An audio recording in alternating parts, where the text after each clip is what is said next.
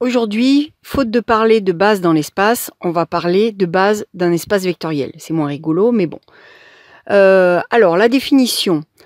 Un ensemble de vecteurs, une famille de vecteurs, U1, U2, UN, est une base d'un espace vectoriel E si cette famille de vecteurs est libre et génératrice. Donc ça, je l'ai expliqué dans des vidéos précédentes.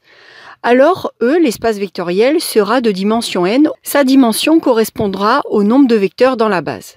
Alors, il y a une base que vous connaissez très bien, c'est IJ et K, qui est la base habituelle, on appelle ça la base canonique de R3. Donc, c'est celle dans laquelle on représente les vecteurs par défaut. Et en fait, là, dans cette vidéo, je vais vous apprendre, lorsqu'on donne la définition d'un sous-espace vectoriel, donc un espace vectoriel plus petit dans R carré, R cube ou d'autres espaces, et savoir trouver la dimension de ce sous-espace vectoriel et en donner une base. Donc, je vais prendre un exemple, je vais prendre V1, donc un sous-espace vectoriel de R cube, donc je prends 3 coordonnées, et ces 3 coordonnées doivent vérifier 2x1 plus x3 égale 0. Donc, on voudrait savoir si ce sous-espace vectoriel est de dimension 1, 2 ou 3, et si possible, en trouver une base. Alors, il faut regarder, en fait, l'idée, c'est d'exprimer les contraintes qui existent sur les coordonnées. Alors, on remarque qu'il n'y a aucune contrainte sur x2, et par contre, que x3, par exemple, vaut moins 2x1. Alors, vous pouvez exprimer x3 en fonction d'x1 ou x1 en fonction de x3, c'est pareil. On verra ce que ça donne ensuite. Donc, ça veut dire quoi? Ça veut dire que si je prends un vecteur quelconque x1, x2, x3 appartenant à V1, comment il s'écrit? Il s'écrit x1, x2, x3 vaut quoi?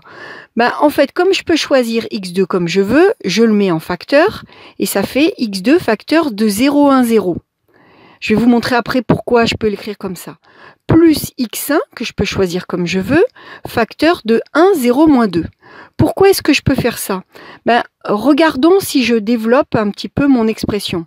Ça fait 0, x2, 0, plus x1, 0, moins 2x1.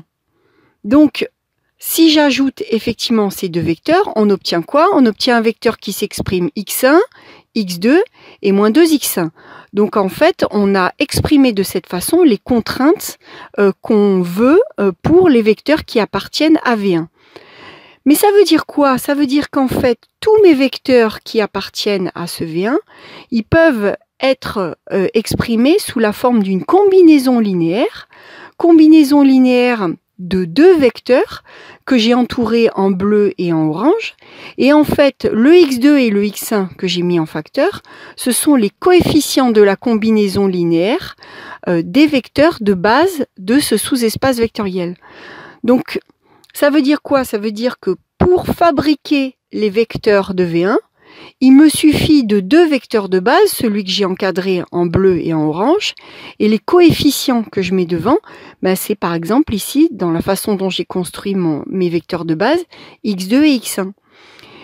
Ça veut dire que mon espace vectoriel V1, il est généré par deux vecteurs, 0, 1, 0 et 1, 0, moins 2. Et donc V1, c'est un sous-espace vectoriel de R3, de dimension quoi? 2, parce qu'il faut deux vecteurs pour le fabriquer.